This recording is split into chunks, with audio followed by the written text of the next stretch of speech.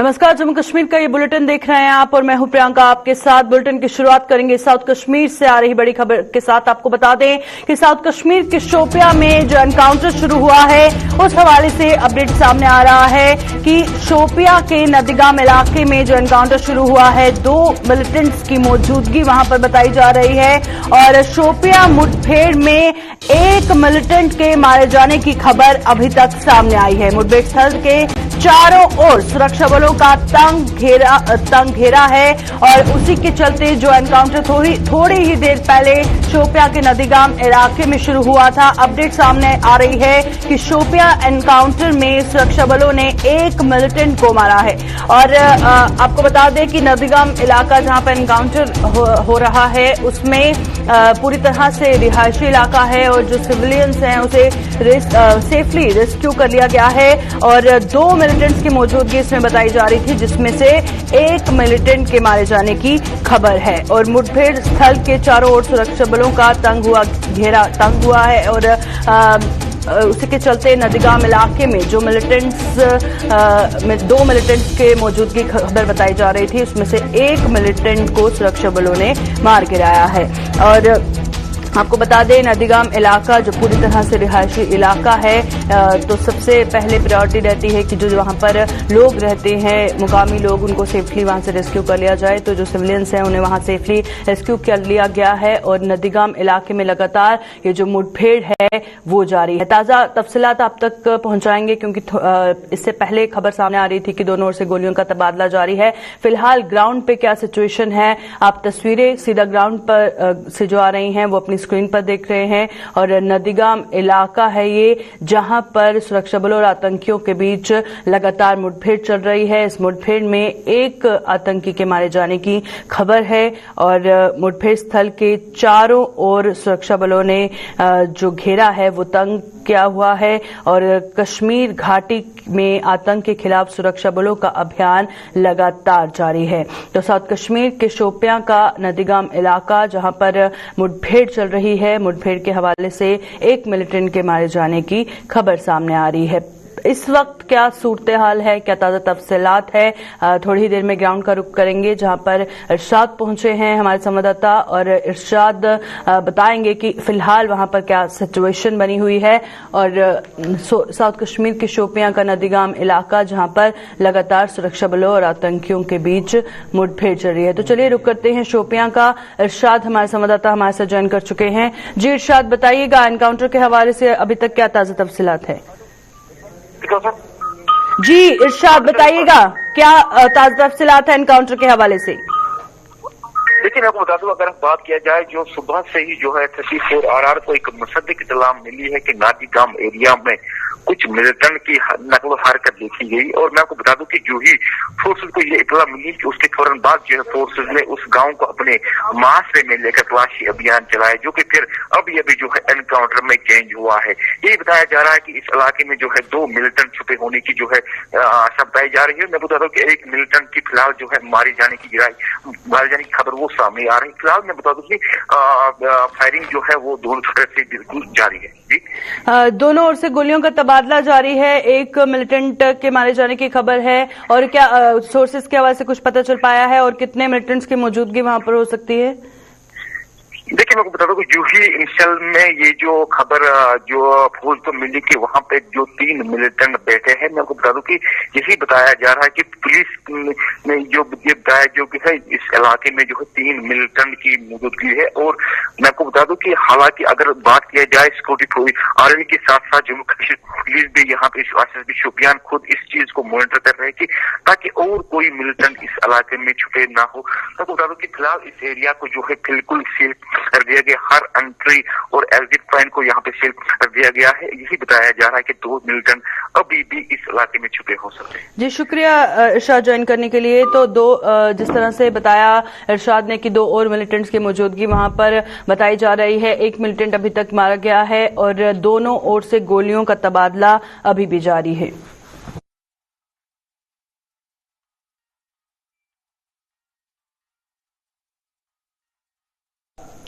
तो चलिए अब रुक करते हैं गुलमर्ग का, क्योंकि गुलमर्ग से एक अच्छी खबर सामने आ रही है, क्योंकि पर्यटकों को एक बड़ी सौगात वहां पर मिलने वाली है।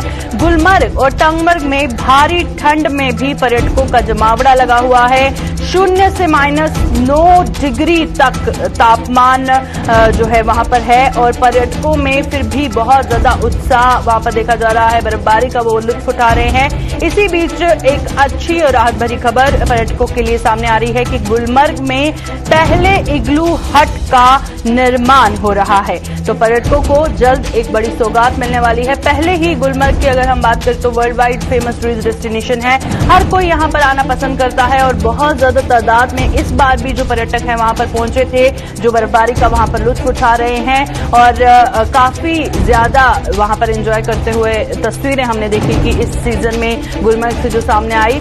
0 से -9 डिग्री कम तापमान में भी पर्यटक वहां पर काफी उत्साहित नजर आ रहे हैं। और इसी बीच गुलमर्ग में पहले इग्लू हट का जो निर्माण हो रहा है, एक बड़ी सौगात जो है पर्यटकों को वहां पर मिलने वाली है। अब पहले जो टूरिस्ट इनफ्लो था, क्योंकि पहले ही काफी तादाद में टूरिस्ट वहां पर पहुंचे थे, अब जब इग्लू हट बनेगा उसके बाद टूरिस्ट का जो मेन सेंटर ऑफ अट्रैक्शन होगा, क्या कुछ और टूरिस्ट इनफ्लो बढ़ने के चांसेस हैं, हम जानेंगे। इशफाक डार हमारे साथ गुलमर्ग से ज्वाइन कर चुके हैं। इशफाक, बताइएगा, इस सीजन में देखा गया कि पहले ही काफी ज्यादा अच्छा टूरिस्ट इनफ्लो गुलमर्ग में देखने को मिला। अब जो ये इग्लू हट बनने जा रहा है, क्या उम्मीद है इससे कि और कितना टूरिस्ट इनफ्लो इससे बढ़ सकता है? अगर हम यात्रा जो है अब नवंबर की अगर बात करें तो यहाँ पर थोड़ा के लिए होटल है, उससे बैन की गई तो आप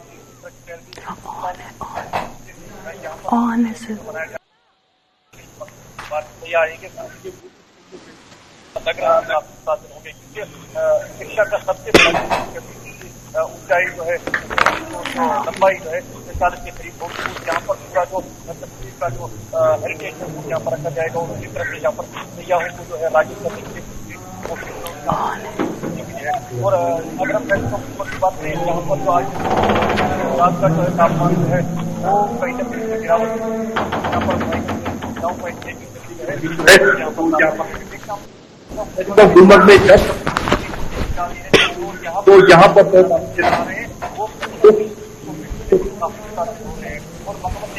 आपको भी चाहिए कि कोशिश की जानी चाहिए ताकि वादी को बढ़ावा मिल सके। बिल्कुल, शुक्रिया इशफाक ज्वाइन करने के लिए। इशफाक हमारे साथ ज्वाइन किए हुए थे गुलमर्ग से। जिस तरह से हम आपको बता रहे थे, इग्लू हट बनने के बाद काफी ज्यादा जो सैयाह है वहां का रुख करेंगे, और इग्लू हट का निर्माण पर्यटकों के लिए जो एक बड़ी सौगात है, टूरिज्म बूस्ट करने में काफी ज्यादा मदद करेगा।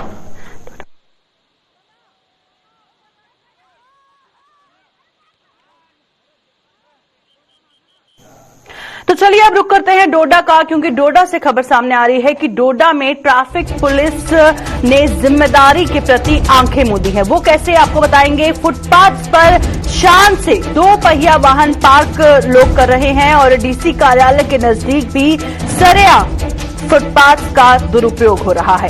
वाहनों तले आए दिन रोने जा रहे सड़कों पर पैदल चलने वाले लोग जो है वो उनको काफी ज्यादा परेशानियों का सामना भी करना पड़ रहा है, क्योंकि जो वाहन वहां पर पार्क किए जा रहे हैं उससे आम जनता काफी मुश्किल में है। तो आपको बता रहे हैं कि डोडा में ट्रैफिक पुलिस ने किस तरह से अपनी जिम्मेदारी के प्रति आंखें मूंदी हैं, और फुटपाथ पर शान से 2 पहिया वाहन जो है वो लोग पार्क कर रहे हैं। डीसी कार्यालय के नजदीक भी सरेआम फुटपाथ का दुरुपयोग हो रहा है। वाहनों तले आए दिन रोंदे जा रहे सड़कों पर पैदल चलने वाले लोग अब सड़कों पर जो पैदल चल रहे हैं, तो जाहिर तौर पर काफी दिक्कतें उन्हें झेलनी पड़ रही हैं, और उसी के चलते जो डोडा की ट्रैफिक पुलिस है अपनी जिम्मेदारी के प्रति आंखें मूंदे नजर आ रही है। तो तस्वीर इस वक्त आप अपनी स्क्रीन पर देख रहे हैं कि ट्रैफिक निजाम का क्या कुछ सूरत हाल डोडा में देखने को मिल रहा है, और सवाल ये है कि आखिर ऐसा क्यों है कि ट्रैफिक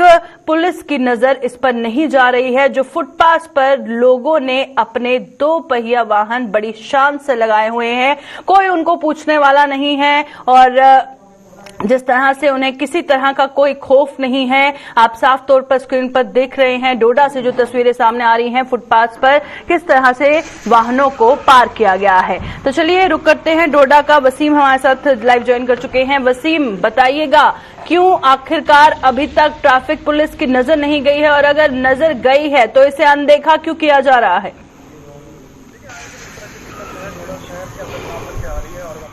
की जो फुटपाथ आप देख रहे हैं स्क्रीन पे, इस फुटपाथ से आप देख सकते हैं किस तरह से कब्जा किया हुआ है। बाइकें लगाई गई हैं, गाड़ियां लगाई गई हैं, और पहले भी हमने एडमिनिस्ट्रेशन की नॉलेज में ये चीज लाई थी, उनको बताया था कि इससे काफी ज्यादा लोगों को दिक्कत आ रही है। जो अलग अलग जगहों से लोग आते हैं उनको फुटपाथ पे चलने से काफी दिक्कत आ रही है, क्योंकि फुटपाथ पे कब्जा किया होता है और लोग सड़कों पे चलते हैं। कोई गाड़ी आती है वो चलती है। हमने एडमिनिस्ट्रेशन से भी इस पूरे मुद्दे पे बात की, मगर कोई भी कदम नहीं उठाया गया। एक दिन असर हुआ, उसके बाद यही तस्वीरें फिर देखने को मिली।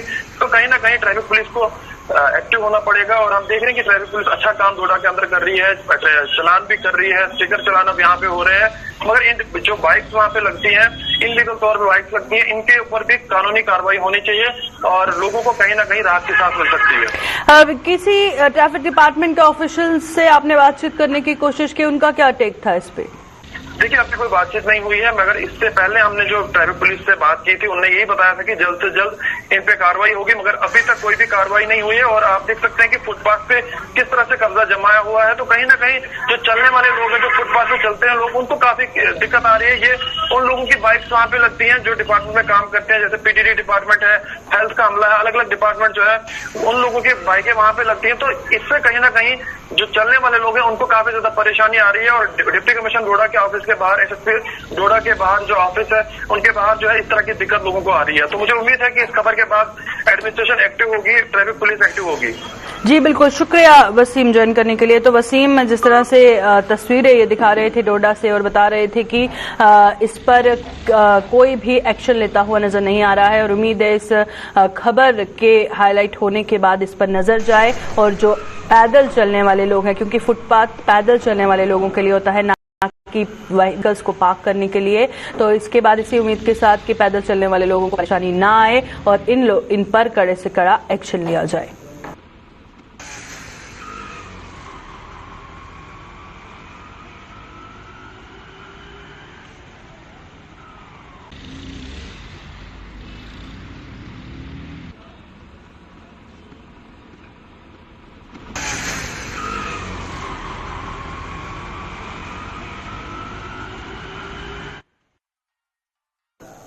तो चलिए अब रुक करेंगे सांबा का, क्योंकि सांबा में लगातार कोरोना केसेस का जो ग्राफ है वो बढ़ता हुआ नजर आ रहा है। सांबा में कोरोना की रफ्तार फिर बढ़ने से प्रशासन सख्ते में आया है। जिले में 24 घंटे में 6 गुना कोरोना संक्रमितों की संख्या बढ़ी है, और सांबा में 500 के करीब एक्टिव पॉजिटिव मामलों की संख्या बढ़ी है। तो सांबा में लगातार हर दिन जो खबरें सामने आती हैं, कोरोना के केसेस का जो ग्राफ है वो थमता नजर नहीं आ रहा है, सिर्फ और सिर्फ बढ़ता हुआ नजर आ रहा है। और जिले में 24 घंटों में 6 गुना जो कोरोना संक्रमितों की संख्या बढ़ी है, उससे जो प्रशासन है वो सख्ते में आता नजर आ रहा है। अब एहतियातन तौर पर क्या कुछ कदम उठाए जाएंगे वो आपको बताएंगे, क्योंकि पहले ही एडमिनिस्ट्रेशन की कोशिश है कि सांबा में कोरोना केसेस का ग्राफ घटे। तो चलिए रुक करते हैं सांबा का। ऋषि खजूरिया हमारे साथ ज्वाइन कर चुके हैं। ऋषि, सांबा में 500 के करीब अब एक्टिव पॉजिटिव मामलों की संख्या पहुंच चुकी है, और जो ये ग्राफ थमता हुआ नजर नहीं आ रहा है, एडमिनिस्ट्रेशन सख्ते में आया है। अब एहतियातन तौर पर और क्या कुछ कदम उठाए जा सकते हैं? देखिए प्रियंका, आपको बताते चले कि जब लगातार आपको अपडेट कर रहे थे कि मामले जो वो जिला सांबा में धीरे धीरे कम होना शुरू हो चुके हैं, लेकिन इसी बीच जो 24 घंटे में पिछला डाटा सामने आया है वो काफी चौंकाने वाला है। 86 नए कोविड पॉजिटिव केसेस रिपोर्ट हुए, उसके साथ साथ एक नई यहां पर कोविड डेथ भी रिपोर्ट हुई है। लेकिन बताया जा रहा है मिल पाई है कि टोटल 2 जो डेथ है वो इस थर्ड वेव होती हुई नजर आ रही है। तो कहीं ना कहीं एहतियात बरतने की काफी ज्यादा जरूरत है। वही एडवाइजरी उनकी तरफ से जारी की गई है। तमाम अगर जितने भी लोगों को यही अवेयर किया जा रहा है कि आप लोग इसका पालन करें, और खासतौर पर अगर मैं स्वास्थ्य सुविधाओं को लेकर मोड पर जो जितनी भी सुविधाएं उसे सुचारू रूप से चलाने का जो प्रयास है वो प्रशासन की तरफ से किया जा रहा है। खासतौर पर ऑक्सीजन जनरेशन, तमाम दीगर अगर आईसीयू सेक्शंस की बात करें तो जितने भी मेडिकल फैसिलिटीज है वो वहां पर जो वो स्टैंड बाय मोड पर है, लेकिन अभी फिलहाल कोई ऐसी कॉम्प्लिकेशन नहीं है। और जो 2 डेथ यहां पर रिपोर्ट कुछ इस तरह के सिम्टम्स है। एक बताया जा रहा है कि किडनी फेलियर की वजह से जो वो डेथ रिपोर्ट हुई है और एक डेथ रिपोर्ट हुई है हार्ट फेलियर की वजह से। और बताया जा रहा है कि जब इनकी डेथ होती है उसके बाद इनका कोविड टेस्ट किया जाता है तो वो ये कोविड टेस्ट में पॉजिटिव पाए जाते हैं। तो कहीं ना कहीं ये भी कहा जा रहा है हेल्थ डिपार्टमेंट सांबा की तरफ से कि पहले इस तरह का कोई ऐसा मामला तो रिपोर्ट नहीं हुआ, लेकिन बताया जा रहा है कि ये बाहरी कई अस्पतालों में अंडर ट्रीटमेंट थे और वहीं पर इनकी डेथ हुई है। तो ये सांबा जिला से ताल्लुक रखते हैं, इसीलिए ये जो मामले हैं ये सांबा जिला में ऐड किए गए हैं। लेकिन कहीं ना कहीं कुछ लोग लगातार इसको लाइटली ले रहे हैं और यहां से आप अंदाजा लगा सकते हैं कि अगर हम अभी भी कोविड प्रोटोकॉल्स को फॉलो नहीं करेंगे तो आने वाली परिस्थितियां बदल जाएंगी, आने वाले दिनों में हालात भी बदल सकते हैं। और ये भी हम मानकर चल रहे हैं कि मामले कभी बढ़ जाते हैं, कभी कम हो जाते हैं। तो आप अंदाजा लगाइए कि पिछले 2 से 3 दिन से लगातार मामले 50 से नीचे आ चुके थे और 2 दिन पहले 14 का एक आंकड़ा सामने आया, लेकिन एक बार फिर से 24 घंटे में ये 86 नए पॉजिटिव केसेस हैं। तो ये बिल्कुल भी कहना उचित नहीं होगा कि कोविड खत्म हो चुका है। कोविड के केसेस लगातार बढ़ जाते हैं, लगातार कम हो जाते हैं। तो इसलिए हमें कोविड को कोविड समझकर चलना होगा, तमाम गाइडलाइंस का पालन करना होगा जो गाइडलाइंस प्रशासन की तरफ से वक्त वक्त पर जारी की जा रही है। जी शुक्रिया ऋषि, ज्वाइन करने के लिए। ऋषि सांबा से ज्वाइन किए हुए थे और कोरोना का जो ग्राफ है उसके बाद कभी मामले बढ़ जाते हैं, घट जाते हैं, लोगों को भी समझने की जरूरत है, एडमिनिस्ट्रेशन की तरफ से भी।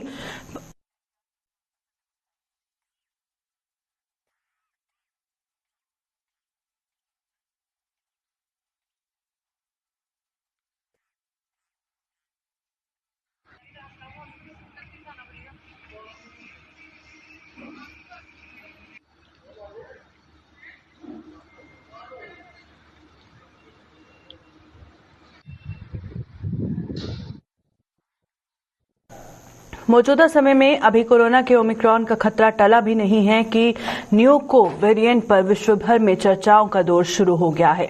जम्मू कश्मीर के स्वास्थ्य विभाग ने हालांकि साफ तौर पर कहा है कि ये वेरिएंट घातक है या फिर बड़ी तेजी के साथ फैलता है, यह अभी तक साबित नहीं हो पाया है।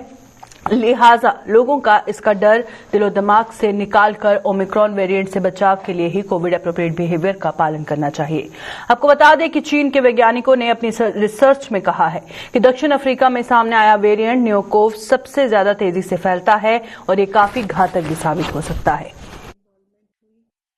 फिर चर्चा में है न्यूकोव करके वेरिएंट ऑफ कंसर्न। ऐसा भी कुछ सामने नहीं आया कि वो वेरिएंट ऑफ कंसर्न हो और वो कोई ज्यादा घातक है या ट्रांसमिसिबल है। अभी ऐसा कुछ प्रूव नहीं हुआ है, ये सिर्फ चर्चाओं में है। और अब लेटेस्ट वेरिएंट ओमिक्रॉन ही प्रूव हुआ था, जो हम सब ने देखा कि एक जंगली आग की तरह फैला और बहुत सारे many times multiple folds public involvement हुई बड़ी तेजी से। और लेकिन ये अच्छी बात है कि ये इतना घातक नहीं था।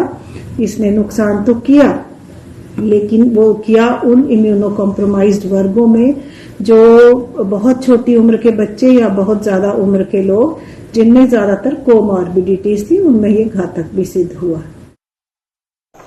जम्मू के जीएमसी और इसके सहयोगी अस्पतालों में कोविड के नए 11 मरीज भर्ती होने के साथ ही इन अस्पतालों में अब ऐसे मरीजों की संख्या 86 हो गई है। जीएमसी अस्पताल में 49, डीआरडीओ में 24 और गांधीनगर अस्पताल में 13 मरीजों का इलाज चल रहा है। और अच्छी खबर यह है कि इन सभी अस्पतालों में 33 और मरीज स्वस्थ होकर अपने अपने घरों को लौट गए हैं। इसके साथ ही अगर बात करें, इसके दौरान 3 लोगों की मौत भी हो गई है और जीएमसी अस्पताल में तैनात डॉक्टर कैलाश ठाकुर ने यह जानकारी दी। इसी दौरान डॉक्टर कैलाश ठाकुर ने लोगों से कोरोना के एसओपी का पालन करने और वैक्सीनेशन जल्द करवाने का आह्वान किया ताकि कोरोना के संक्रमण को फैलने से रोका जा सके। 24 घंटे में गवर्नमेंट मेडिकल कॉलेज और एसोसिएटेड हॉस्पिटल में कोविड-19 के 11 पेशेंट एडमिट हुए हैं। हमारे पास जितने एडमिटेड पेशेंट्स थे उनमें से 33 पेशेंट्स जो है ठीक हुए, डिस्चार्ज होने के बाद अपने घरों को जो है वो चले गए हैं। और अभी कुल मिलाकर हमारे पास जो पेशेंट्स एडमिटेड हैं वो 86 पेशेंट्स हैं, 86 पेशेंट्स एडमिटेड हैं, जिसमें 49 गवर्नमेंट मेडिकल कॉलेज बख्शीनगर वाले हॉस्पिटल में है, 13 एमसीएच गांधीनगर में है और 24 पेशेंट जो है वो डीआरडीओ हॉस्पिटल भगवती नगर में है। पिछले 24 घंटे में जो पेशेंट्स एडमिटेड थे हमारे पास, उनमें से 3 पेशेंट जो है अनफॉर्चुनेटली तमाम डॉक्टर्स की तमाम कोशिशों के बावजूद जो है उनकी डेथ हुई है, और सभी में जो है कोमॉर्बिड कंडीशंस जो है वो प्रिडोमिनेंट थी। आपके माध्यम से सभी से ये बार बार रिक्वेस्ट की जाती है कि मेहरबानी करके कोविड-19 की जो ये 3rd वेव चल रही है, इस आपदा से बाहर निकलने के लिए, इसको हराने के लिए हम सबको मिलकर काम करना पड़ेगा। डॉक्टर्स और पैरामेडिकल स्टाफ, सिविल एडमिनिस्ट्रेशन अपना काम कर रही है। आम जनता से ये रिक्वेस्ट है कि वो 3 चीजों का ध्यान रखें। पहली चीज कोविड एप्रोप्रिएट बिहेवियर, जिसमें मास्क पहनना है, सोशल डिस्टेंसिंग जो है वो मेंटेन करनी है, अननेसेसरी बाहर गैदरिंग्स नहीं करनी है, मैरिज पार्टीज अटेंड नहीं करनी है, और अपने हाथों की सफाई का ध्यान रखें। पिछले 24 घंटे में कश्मीर के उद्योगपतियों ने अपने कुछ मुद्दों को जोर शोर से उठाते हुए केंद्र सरकार से इन्हें हल करने की मांग की है। बारामूला इंडस्ट्रियल एसोसिएशन के प्रधान जावेद अहमद ने जम्मू में आज एक प्रेस कॉन्फ्रेंस को संबोधित करते हुए आरोप लगाया कि केंद्र सरकार उद्योग के क्षेत्र की कोई सुध नहीं ले पाई है, और यही वजह है कि यहां बेरोजगारी बढ़ती जा रही है और आने वाले समय में 70 से 80% उद्योग ठप हो जाएंगे। आप तो बोलते हो कि आज की डेट में 15% हमारे जम्मू कश्मीर में बेरोजगारी है, 4थे नंबर पर हम हिंदुस्तान में हैं। हम तो ये चाहते थे कि 370 के मार के बाद जैसे गुजरात में 1% बेरोजगारी है, हम तो ये सोच रहे थे कि मोदी साहब आप हमें बेरोजगारी से छुटकारा पाओगे, लेकिन हमें नहीं लग रहा है। हमें लग रहा है कि आज तक जैसे जम्मू कश्मीर के लोग सियासत के शिकार होते थे, इंडस्ट्री सेक्टर भी होता था, हमें लग रहा था कि जो ही आपकी हुकूमत सेंटर में भी थी और यहां पे आपने हमें एक ईमानदार लेफ्टिनेंट गवर्नर दिया था, हमें लग रहा था कि आप इंडस्ट्री को सब्ज बाग दिखाओगे, लेकिन अफसोस की बात यह है कि आपने तो इंडस्ट्री के दरवाजे बंद हो गए। अगर आपका यही माहौल रहा, मैं अपने जम्मू के साथी काउंटर पार्ट जो मेरे इंडस्ट्रीज में है और कश्मीर के काउंटर पार्ट में उन तक ये बात पहुंचाना चाहता हूं, अगर आप आज भी जाग उठे नहीं, अगर आपने एक आवाज नहीं उठाई, वो दिन दूर नहीं जब मार्च के महीने में आप देखोगे हमारे जम्मू कश्मीर की इंडस्ट्री 70 से 80% बंद पड़ेगी। कुछ दिन धूप निकलने के बाद आज फिर जम्मू के आसपास के क्षेत्रों में घनी धुंध ने अपने आगोश में ले लिया, और घनी धुंध ने जहां सर्दी में इजाफा कर लोगों की कंपकपी छुड़ा दी, वहीं घनी धुंध ने किसानों के माथे पर चिंता की लकीरें खींच दी। किसानों के मुताबिक पहले ही लगातार बारिशों के चलते उन्हें गेहूं और सब्जियों की पैदावार बुरी तरह से प्रभावित हुई है, और रही सही कसर अब धुंध पूरी कर रही है। इन लोगों के मुताबिक ये धुंध गेहूं और सब्जियों के लिए घातक सिद्ध हो सकती है।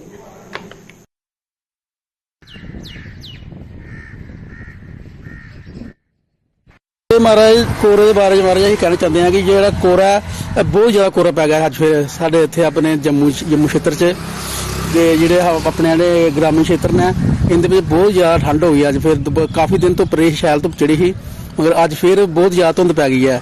इस धुंध के कारण लोग भी बेचारे बाहर नहीं जा सकते, और दुकानदारों को बड़ी परेशानी हो करती है, और जिमीदारों को भी बहुत परेशानी का सामना करना पे करता है।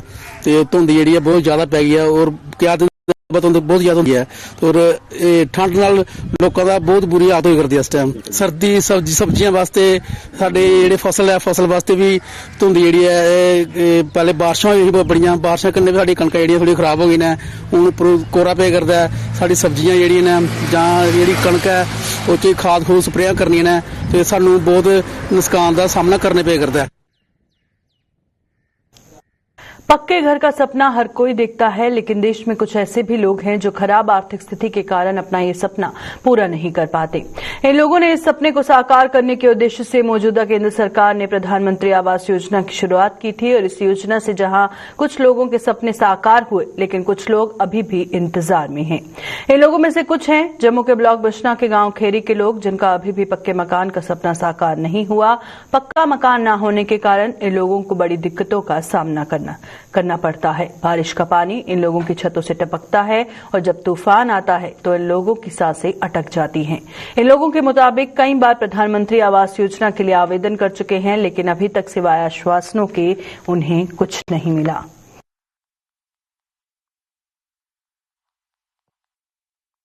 कोई पैसा नहीं आया ना, वहां 2-3 बारी कितने फार्म भरिए दिते, नहीं कोई भी सुनता तो क्या आखना। ਆ ਸਾਰੇ ਦਾ ਪਰੇਸ਼ਾਨ ਆ। ਇੱਕ ਤੇ ਮੇਰੀ ਜਾਇਦਾਦ ਹੈ, ਜਿਹੜੀ ਜ਼ਮੀਨ ਹੈ, ਜਗ੍ਹਾ ਹੈ, ਉਹ ਵੀ ਪਟਵਾਰੀ ਗਰਦੌਰ ਆ ਤੇ ਰਿਟਾਇਰ ਹੋਈ ਹੈ ਤੇ ਉਹ ਵੀ ਜ਼ਬਰਦਸਤੀ ਖੋਆ ਦਾ कोई पूछने वाला नहीं। 3-4 बारी फार्म भरे दा जाना, उस वाले भरी उड़ना ते उस वाले दस्तखत करियै देई उड़दे हो ते एह् होई जंदा, कम्म होई जंदा। ओह् कम्म ते होया नहीं। वो एक बार तो कैंसिल हो गया, दूसरी बार फिर भरा हमने। 3.5 साल हो गए, 3 से ऊपर ही हो गया। लॉकडाउन से पहले भरा था तो अब तक बोल रहे पैसे आ गए। बीडीओ मैडम ने बोल रही है पैसे आ गए।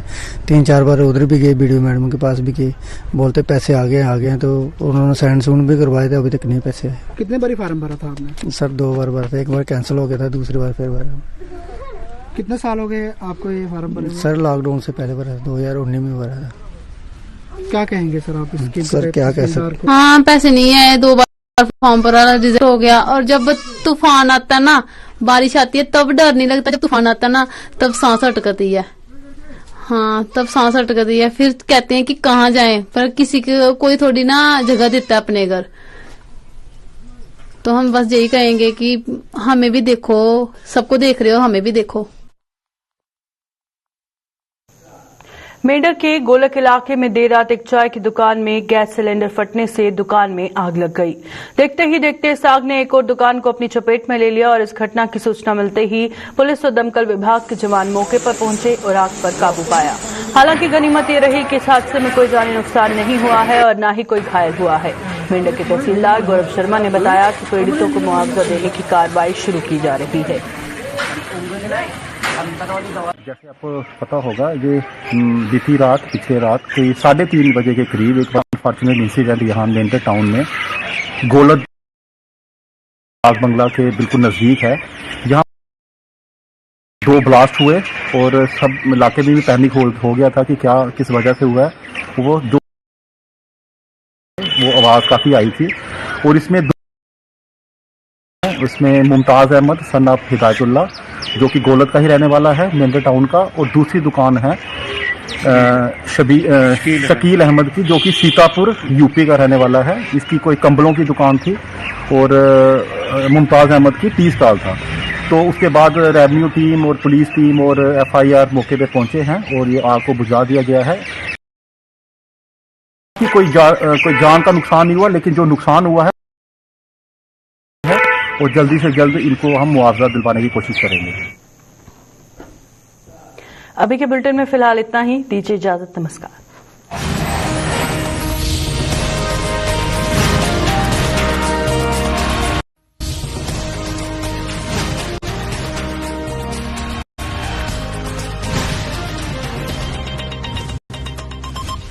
देखो कैसी मनमानी, सुर का बहुत ही कच्चा है, लगी है हवा।